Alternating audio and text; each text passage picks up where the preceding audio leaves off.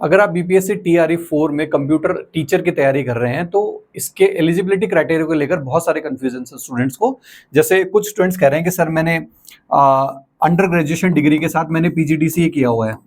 अब under graduation का मतलब बीए हो सकता है, बीकॉम हो सकता है, बीएससी हो सकता है, ठीक है, या फिर बीसीए जो स्टूडेंट हैं वो भी कंफ्यूज है कि सर हम एलिजिबल हैं या नहीं है। तो भाई फिलहाल जो नियम बने हुए हैं बिहार में उस हिसाब से तो आप एलिजिबल नहीं हो।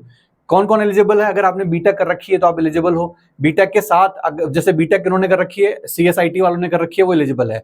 अगर आपने सीएसआईटी से बीटेक नहीं करी लेकिन बीटेक के साथ अगर पीजीडी से कर दिया तो आप एलिजिबल हो। एमसीए वाला एलिजिबल है, एमटेक वाला एलिजिबल है।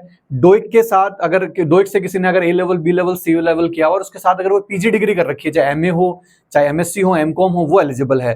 अगर किसी ने एमए, एमकॉम, एमएससी के साथ अगर पीजीडी से कर रखा है वो भी एलिजिबल है। लेकिन अगर किसी ने बीए, बीएससी, बीकॉम के साथ अगर पीजीडी से कर रखा है वो एलिजिबल नहीं है।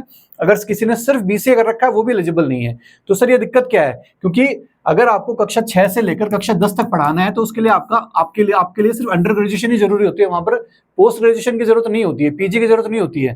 तो ये जरूरत क्यों पड़ रही है? तो इसके पीछे जो बिहार सरकार के जो नियम है, जो वहां के जो शिक्षा मंत्रालय के जो नियम है जिसमें वो एस्टेट करवाता है, उसके पीछे जिम्मेदार है।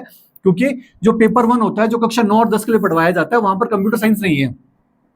तो जो पेपर 1 होता है उसके लिए कंप्यूटर साइंस का पेपर नहीं होता, लेकिन जो पेपर 2 होता है उसमें कंप्यूटर साइंस उन्होंने जोड़ रखा है। अब पेपर 2 अगर आपको भरना है अगर एस्टेट का, तो उसके लिए आपका पीजी होना जरूरी है। तो उस भर्ती के लिए अगर आपको कक्षा 6 से कक्षा 10 का टीचर बनना है तब तो आपको यूजी की जरूरत है। तब तो आप यूजी वाला भी वहां पर क्या है, वो यूजी वाला भी वहां पर मतलब वो पात्रता को पूरा करता है। लेकिन अगर पीजी जो जोड़ा गया है वो इस कमी की वजह से, इस पेपर 2 की वजह से जोड़ा गया है। अब इसको दूर कैसे किया जा सकता है? इसको दूर किया जा सकता है अगर हम मांग करें सरकार से कि इस पेपर 1 में भी अगर कंप्यूटर साइंस सब्जेक्ट अगर जोड़ दिया जाए तो उस बिहाव पर क्या होगा कि ये जो पीजी वाला जो नॉर्म है यहाँ पर, ये जो यहाँ पर जो आपने पात्रता वाला जो हमने देखा कि यहाँ पर जो पीजी वाला नियम है वो पीजी वाला नियम पूरी तरीके से हट जाएगा। कैसे हटेगा? अगर हम पेपर 1 में भी कंप्यूटर साइंस जुड़वाने में अगर सफल रह गए तो जितने भी स्टूडेंट जो कि बीए, बीएससी, बीकॉम के साथ जिन्होंने पीजीडीसी किया है या बीसीए जिन्होंने किया है, वो सब क्या है, वो सारे के सारे इसके लिए एलिजिबल हो जाएंगे।